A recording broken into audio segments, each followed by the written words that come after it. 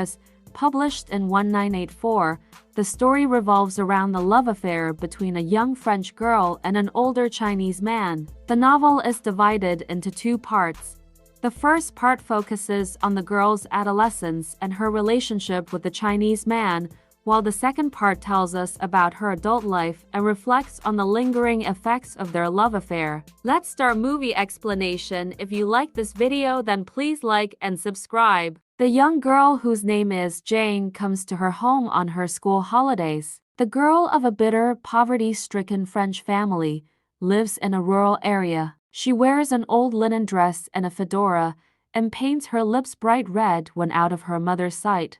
Her weak-willed, widowed mother is a school teacher to local children. There is a violent, opium-smoking older brother who steals money and takes drugs, and a timid younger brother. Jane's older brother always fights with her and tries to tease her. Jane tells her mother, but she doesn't give any response nor take any action against him. The girl is an excellent student who dreams of being a writer. The girl meets the Chinese man when crossing the river on the ferry to return to the city after a school holiday. He is the son of a businessman who has recently returned from Paris after finishing his business studies. He is mesmerized the first time he sees her standing by the rail on a crowded fur. He offers cigarette to Jane, but she refuses by saying that she doesn't take it.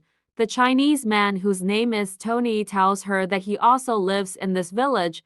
After some awkward conversation, he offers her to go with him to the hostel. She accepts the offer because she wants to travel in luxury car. In voiceover at the beginning of the film, she says she is 15, but she tells him she is 17. He is 32. During the drive, he tremulously takes her hand. At the end, his hand is in her lap. Jane reaches the hostel and tells about him to her friends because she was very excited.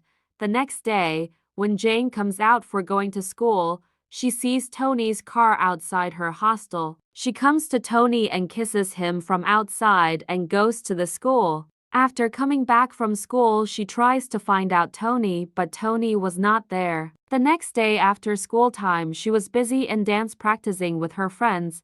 Tony waits for her outside her school and takes her to the room in the Chinese quarter that he uses for entertaining mistresses. At first, Tony was very confused because Jane was very younger than him. There was very big age difference between them. Jane tells him that I know why you took me here. I also want to do this. Tony put off her clothes. In that room, they intimate first time. After that, Tony takes her for dinner. Jane tells him about her financial issues after her father's death. Tony feels that Jane is spending time with him only because of money. They realize that a future together is unthinkable.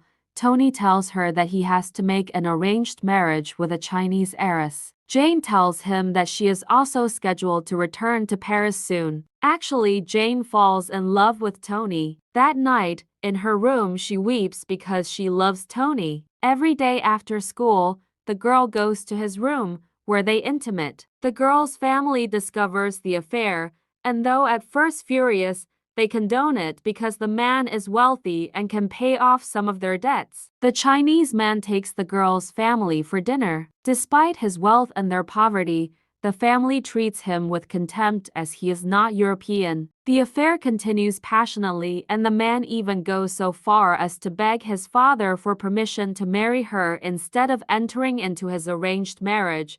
But his father would rather see him dead than with a white girl. Though devastated, the man marries his arranged bride. Jane waits for Tony in the room, but Tony doesn't come to meet her.